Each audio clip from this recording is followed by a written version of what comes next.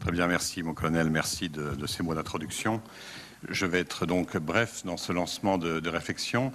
Je commencerai par deux remarques et trois petits points. Donc ces deux remarques, la première pour observer qu'une communauté peut se définir, la communauté atlantique est l'objet de nos travaux aujourd'hui, elle peut se définir en fait par une destinée commune qui est assumée, l'idée d'une destinée commune qui est assurée, qui est assumée par tous, et par des intérêts, des valeurs et des responsabilités qui sont partagées. Et c'est un peu sur ces thèmes-là, je crois, que nous devrions apporter notre réflexion.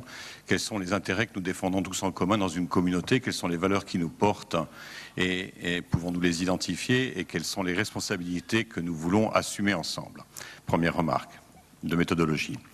Deuxième remarque pour observer que l'Atlantique a déjà une structure, une infrastructure de sécurité dans l'Atlantique Nord, qui est celle qui a été créée à la fin de la Deuxième Guerre mondiale et qui est l'Alliance Atlantique. Mais aussi pour observer immédiatement que cette Alliance Atlantique a déserté l'Atlantique depuis déjà un certain nombre de décennies, parce qu'elle s'occupe aujourd'hui beaucoup d'autre chose que de la sécurité des liens océaniques entre la côte est des États-Unis et la côte ouest de l'Europe, qui était principalement l'une de ses tâches de maintenir ce lien très étroit pour faciliter les renforcements et les ravitaillements des forces qui étaient placées face, les forces des pays libres qui étaient placées face aux forces des pays du pacte de Varsovie. Donc cette infrastructure qui porte encore le nom Atlantique, qui sert parfois de référence ou de repoussoir à toute réflexion sur les questions de sécurité en Atlantique, n'est plus dans les faits centré sur l'Atlantique directement.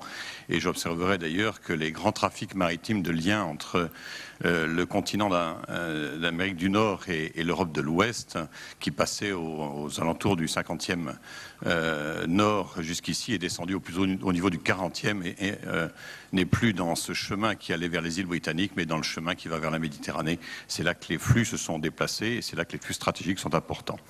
Et ayant dit cela, dans cette deuxième remarque, j'observe qu'il n'y a pas en Atlantique Sud quelque chose qui structure, il n'y a pas d'infrastructure de sécurité, et donc il y a une sorte de déséquilibre, d'asymétrie totale entre ces deux parties de l'Atlantique, une qui a servi de support à une alliance qui reste intacte, mais qui s'intéresse beaucoup plus à l'Asie centrale aujourd'hui qu'à l'Atlantique, et une autre dans le Sud qui est un vide de structure de sécurité.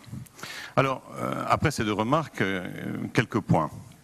De quoi a-t-on besoin, en fait, aujourd'hui pour réfléchir à cette question de sécurité dans l'Atlantique? On a besoin d'abord, et je crois que ça pourrait faire l'objet de travaux ultérieurs, on a besoin d'une analyse partagée des vulnérabilités globales des pays riverains de l'Atlantique. Une analyse partagée de ces vulnérabilités fait partie du soubassement qui est essentiel pour apprécier quelles sont les mesures à prendre. Il faut que nous partagions cette vision de ces vulnérabilités. Ensuite, il nous faut essayer de développer une infrastructure de sécurité globale pour cet espace océanique qui puisse servir nos intérêts communs et maintenir au plus bas niveau d'intensité la conflictualité potentielle qui s'y trouve.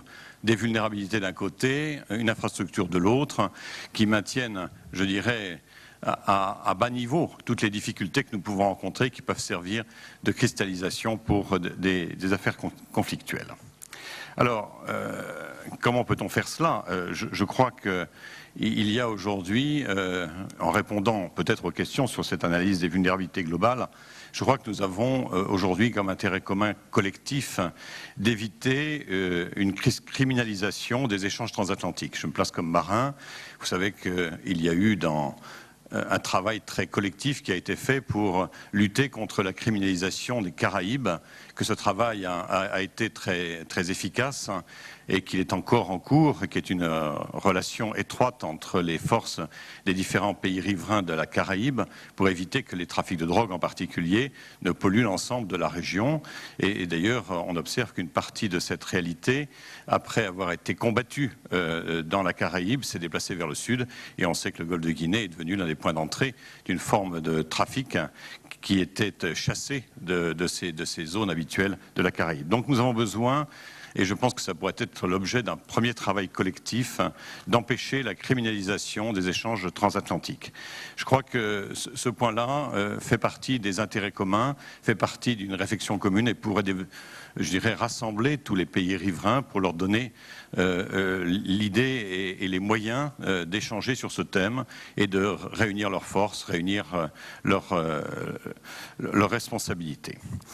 Le deuxième point que je voudrais indiquer, qui est un peu contradictoire, vous allez me dire avec le premier, c'est que je crois que, et c'est le marin qui parle encore, nous devons maintenir la libre circulation de tous les flux maritimes.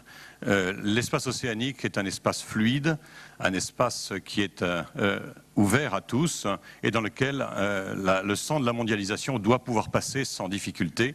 Il faut donc qu'il reste fluide.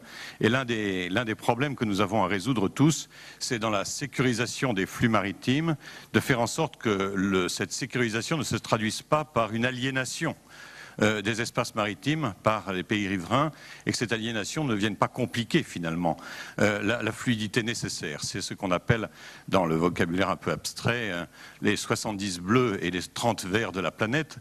Nous savons que nous allons devoir tirer de nos ressources de plus en plus de l'espace maritime.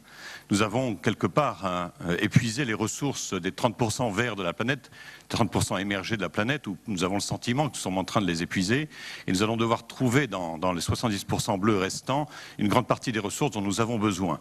Ces ressources qui sont les ressources de protéines halieutiques ou qui sont des ressources d'énergie ou de matières premières. Il ne faut pas que ces ressources soient demain aliénées par des problèmes qui seraient ceux de la sécurisation et qui, je dirais, territorialiseraient l'espace maritime.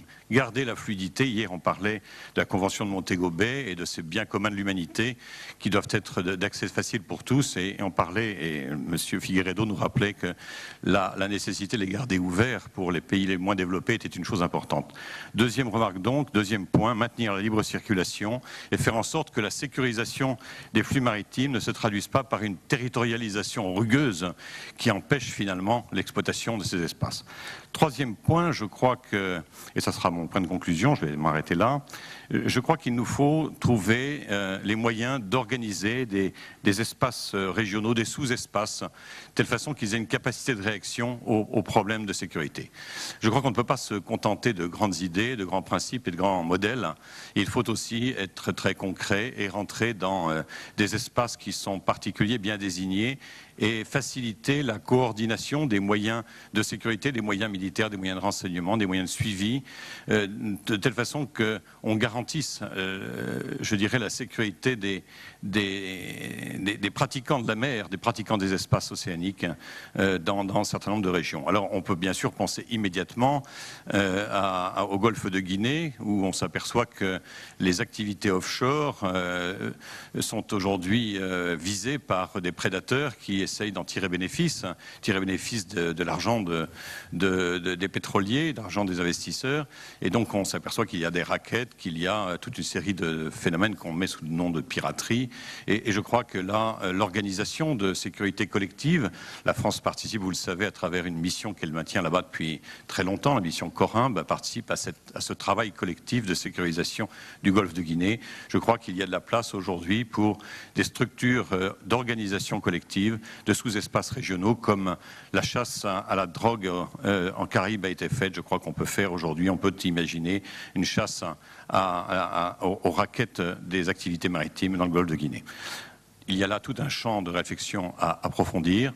Il y a tout un champ de réflexion sur les organisations dont nous avons besoin, qui sont, comme les marins les aiment bien, des organisations très fluides, des organisations qui mettent en contact les uns et les autres et non pas des sièges avec des règles et des procédures, mais plutôt des capacités de réaction immédiates à des problèmes identifiés.